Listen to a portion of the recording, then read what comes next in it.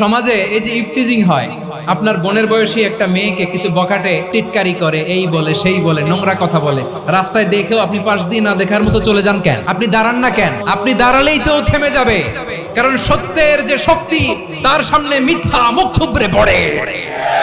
আপনার সামনে ও কিছুই না, নাথিং। আপনি দাঁড়ান, ওকে প্রশ্ন করেন যে আমার বোনকে তুমি ডিস্টার্ব করো কেন? আপনাকে দেখে আরো 5 জন দাঁড়াবে, 5 জনকে দেখে আরো 10 জন দাঁড়াবে। আমাদের নীরবতা আর আমাদের নিশ্চুপ থাকাই জালিমদেরকে আরো শক্তিশালী জালিম বানিয়েছে। টেন্ডারবাজি, চাঁদাবাজি, দুর্নীতি, অপরাধ, দখলদারিত্ব, মজুদদারি, এগুলো সবকিছু একসাথে প্রতিরোধ করতে হবে, ঠিক কিনা বলেন?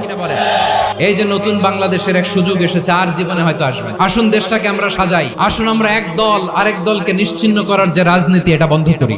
সব দলের প্রতি আমার আহ্বান, আল্লাহর শপথ নিয়ে বলি, এই নাসিহাত গুলো সবার জন্য, সব দলের জন্য, সব মতের মানুষের জন্য। আমরা কোনো দলের প্রতি মানুষ